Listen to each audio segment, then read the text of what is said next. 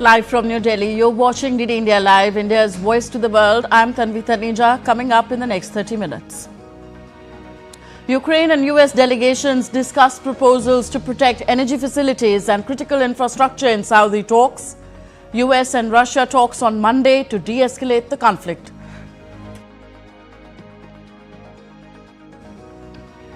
Massive crackdown on protesters in Istanbul as nationwide demonstrations continue against the arrest of Istanbul mayor.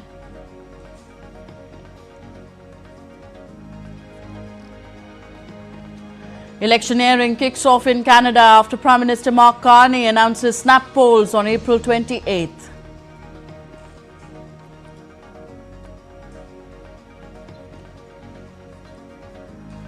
And a South Korea court strikes down impeachment motion against Prime Minister Han Duck-soo, restores his powers.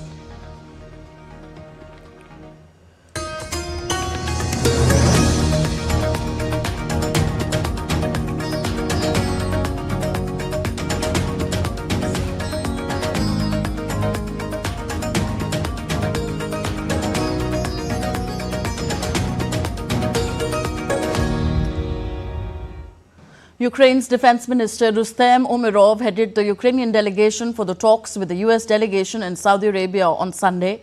Ukraine's Defense Minister said that Ukrainian and US delegations discussed proposals to protect energy facilities and critical infrastructure.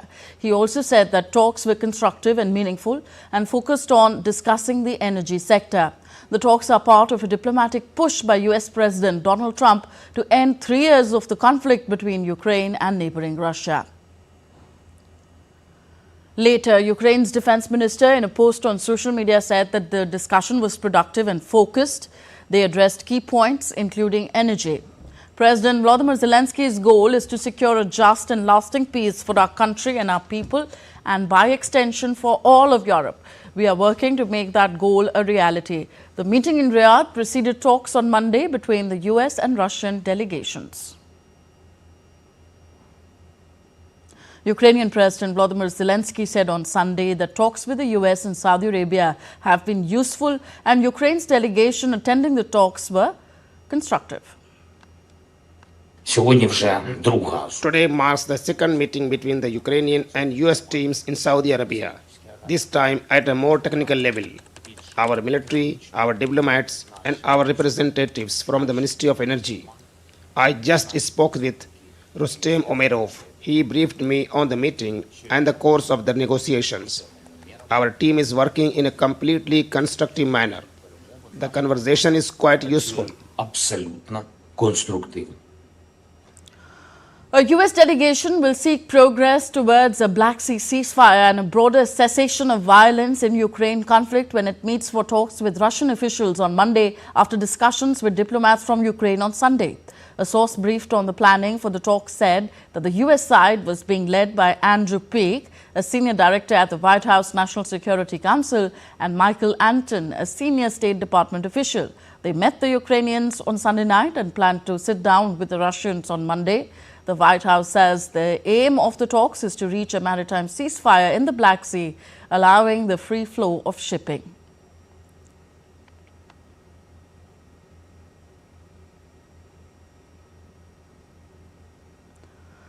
On to Turkey now. Istanbul police clashed with protesters for a fifth consecutive night as tens of thousands rallied against the arrest of Mayor Ekrem İmamoğlu. İmamoğlu, a key rival of President Recep Tayyip Erdogan, was jailed pending trial on corruption charges. Protesters threw objects at police, who responded with tear gas, pepper spray and kicks. The protests have been marked by violence with fireworks and projectiles launched at riot police. Police detained several protesters and scuffled with the crowd. İmamoğlu's supporters see his arrest as a politically motivated move to silence the opposition. The protests have spread to other cities, with thousands of protesters demanding İmamoğlu's release and an end to Erdogan's authoritarian rule.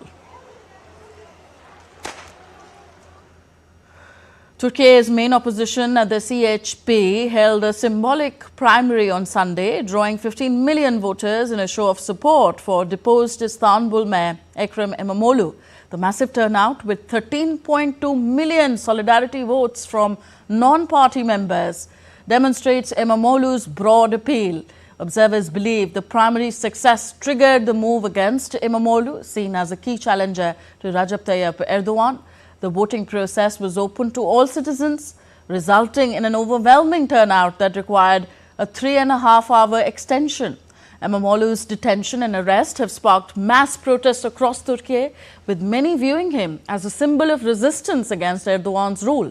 The CHP's primary has become a rallying cry for opposition forces, with voters flocking to ballot boxes in 81 cities. The outcome has significant implications for Turkey's political landscape, as Imamoglu's supporters vow to continue protesting his detention. On to North America now. Canada's new Prime Minister, Mark Carney, on Sunday called early elections for April 28th, pledging to defeat Donald Trump's drive to annex the United States' huge northern border.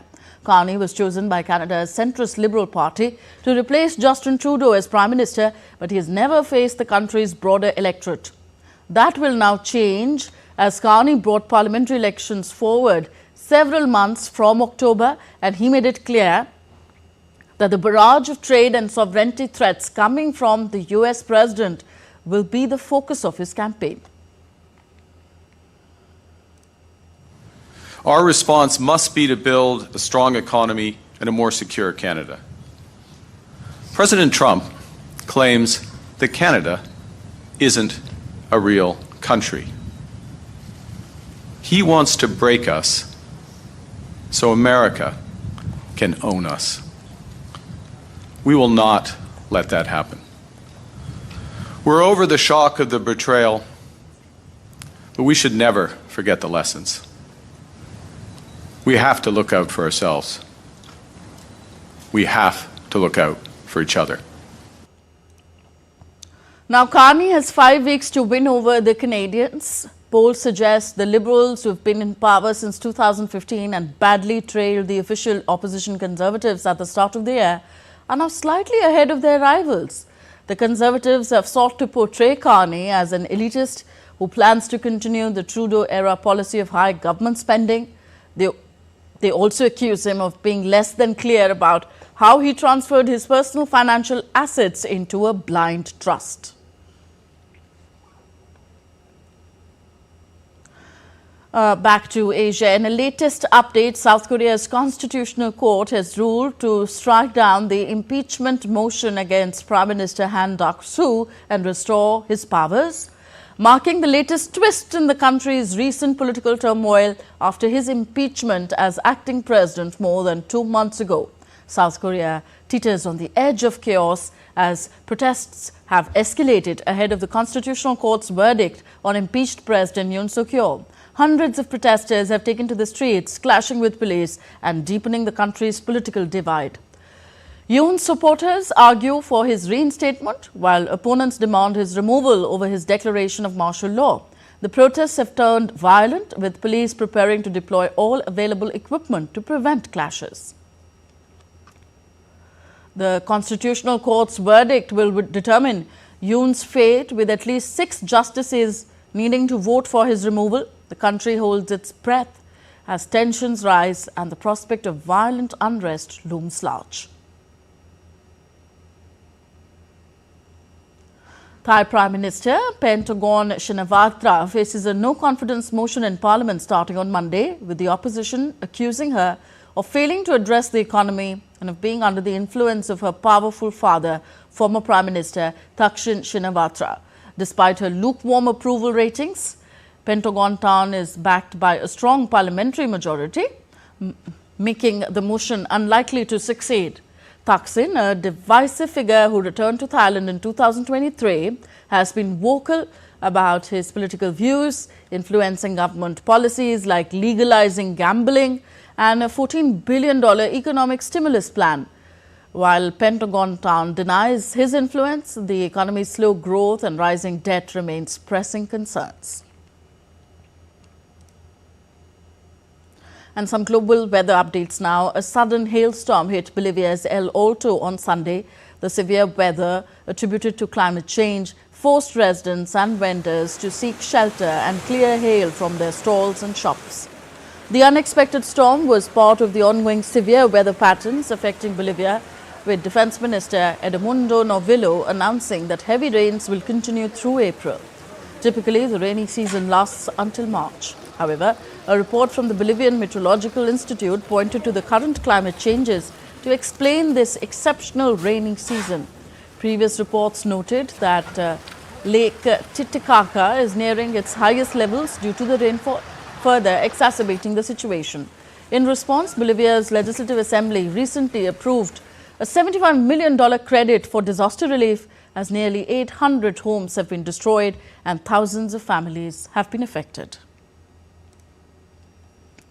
Venezuela will cut the public sector work week to 3 half days after low water levels began to threaten hydroelectric power generation. From Monday, public sector shifts will be cut to 4.5 hours in the mornings, and offices will operate on a 3-day week. Citizens have also been urged to save power in their homes. Electricity rationing has been common in inland states for 15 years, and there have been frequent lengthy blackouts since 2019, which the government has blamed on sabotage. Usha Vance, wife of US Vice President J.D. Vance, will travel to Greenland on Thursday, leading a US delegation amid President Trump's controversial push for the US to annex the strategically important territory. The delegation will tour the historical sites, explore Greenland's heritage, and attend the national dog sled race. National Security Advisor Mike Waltz, Energy Secretary Chris Wright will also visit a US military base in Greenland. Trump's interest in annexing Greenland stems from its vital location and valuable mineral resources, crucial for US defense systems. However, both Greenland and Denmark have firmly opposed the idea.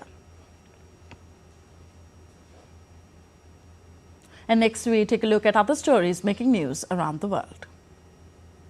The 2025 Macau International Parade featured 1,800 performers from 15 countries celebrating love, peace and cultural harmony. It included 23 international troops and 60 local teams, marking the 26th anniversary of Macau's SAR and launching its program as the Culture City of East Asia 2025.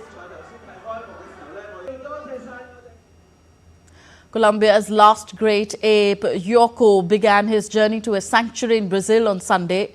The 38-year-old chimpanzee was transferred from the Ucumari Biopark in Bogota, then to the Sorocaba Great Ape Sanctuary. Rescued in 2018 from narco-trafficking conditions, the move reflects Colombia's commitment to animal welfare and conservation. Indigenous leaders from around the world wrapped up a 46-day journey in Chile's O'Higgins region on Sunday with dancing, singing and prayers for nature's protection. Their final ancestral ceremony was held in a Pueblo Cava, a ceremonial space used for rituals and meetings. The journey began in Italy and included stops in India, Australia and Zimbabwe before ending in Chile.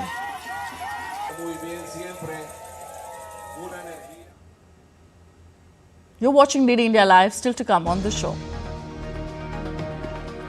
Second phase of the budget session of Indian Parliament resumes today.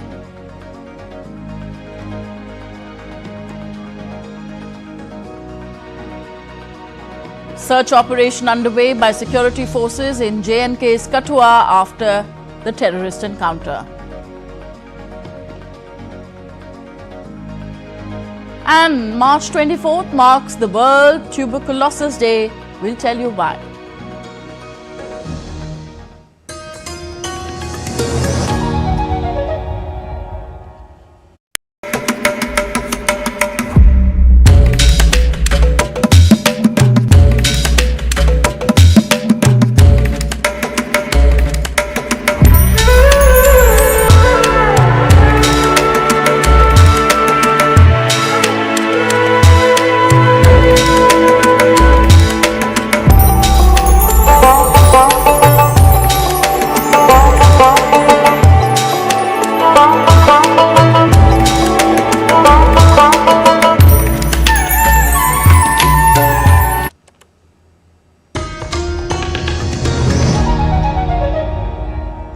Welcome back. You're watching DD India Live. I'm Tanvi Taneja. Next updates from India. President Draupadi Murmu will visit Chhattisgarh and Odisha on March 24th. The President will grace the Silver Jubilee celebration of the Chhattisgarh Legislative Assembly at Raipur. The President will address the MLAs in Chhattisgarh. She will be the third President to address the Chhattisgarh Legislative Assembly. Also, the President will attend the Foundation Day ceremony of Bharatiya Biswa Basu Shabar Samaj at Kalyapalli, Nayagarh, Odisha on Monday. Security has been beefed up for the President's visit in the states.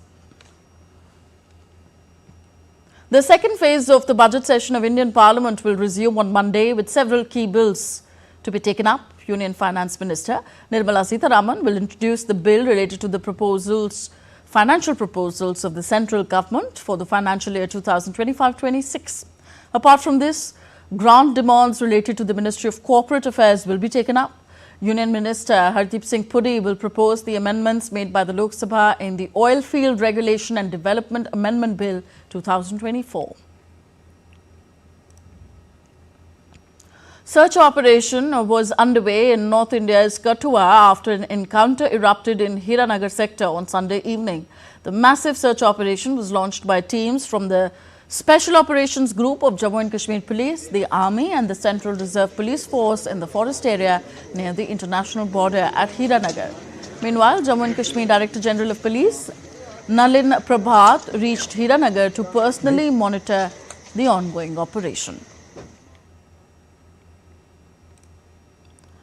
Security forces busted a major terrorist hideout, meanwhile, in a remote forest area in Poonch district of Jammu and Kashmir, leading to the recovery of a huge cache of arms and explosives. The hideout was unearthed during a joint operation by Rashtra Rifles and Special Operations Group of local police in Sarabara near Sangla during the day-long operation. However, no one was arrested during the operation.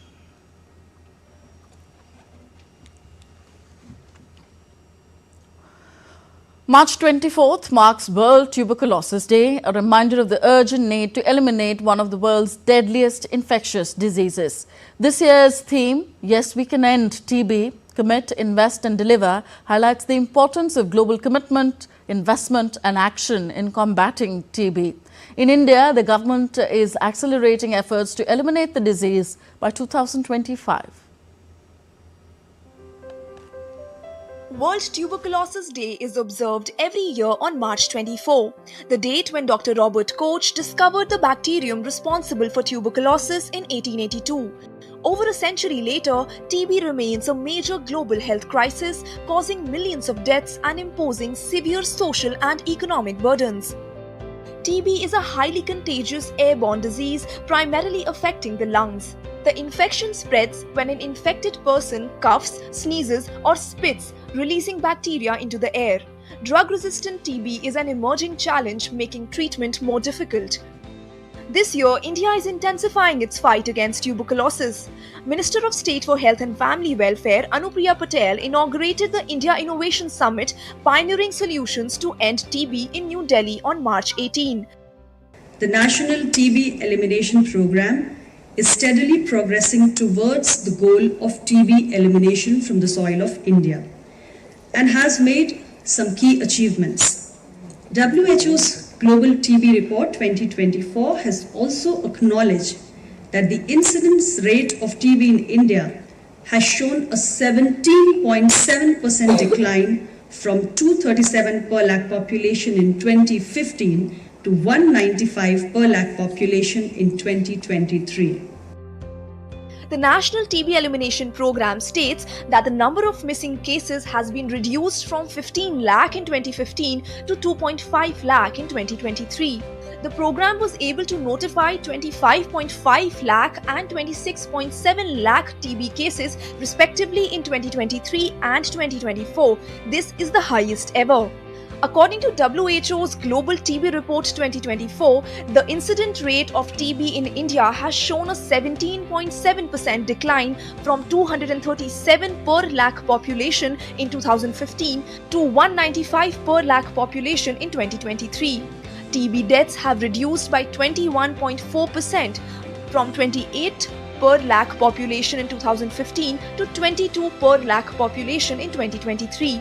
Minister Patel also added that TB treatment coverage in India increased by 32% in last 8 years, from 53% in 2015 to 85% in 2023.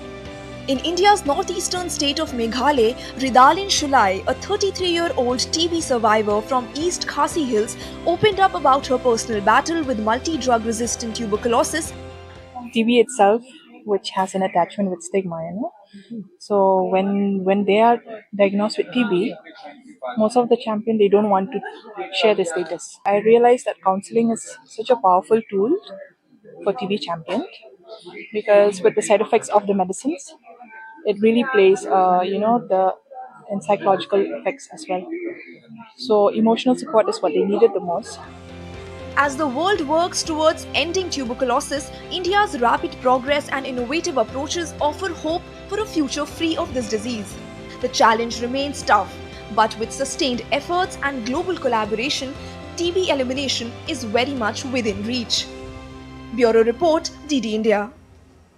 The President of India, Draupadi Murmu, in her message on World Tuberculosis Day, which is on March 24th, has said, and I quote her, "On the occasion of World Tuberculosis Day, I commend the national campaign being run by the National TB Elimination Programme under the aegis of the Ministry of Health and Family Welfare to build awareness through public participation," unquote.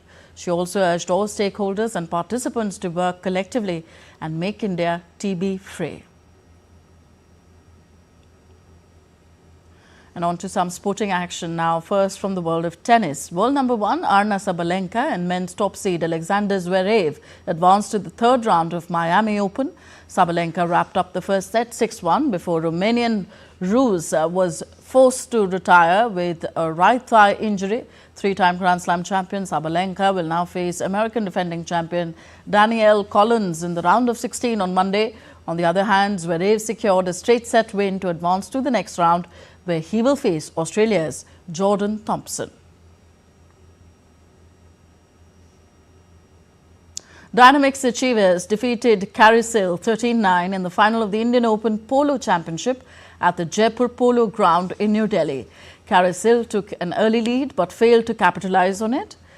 Except for the first few hiccups, Achievers comfortably brushed aside their opponents. Meanwhile, Achievers' Chris McKenzie was adjudged Player of the Match for their incredible performance. The winners were felicitated by India's Minister for Civil Aviation, Ram Mohan Naidu, and a member of the Lok Sabha, Naveen Jindal. Sport which needs more support in the future, and you would have seen how our Honorable Prime Minister Narendra Modi ji also, he wants to display the true character of India to the whole world. He wants the things which we were once proud of to come back again, and the people of this country should take pride in it. And I feel polo has a very distinctive role to play in it. And I've seen all the people who are associated with it, both India and across the country, how much they respect this sport, how much they get involved in this. Very passionate people. That's all for this edition of DD India Live. Do let us know your thoughts on the news of the day. Connect with us on our different social media handles at DD India Live, and you can also download our DD India mobile app for quick news and updates on the go. We'll be back with more news as it breaks here on DD India. I'm Tanvi Taneja from all of us here in New Delhi. Thank you for watching. Namaskar.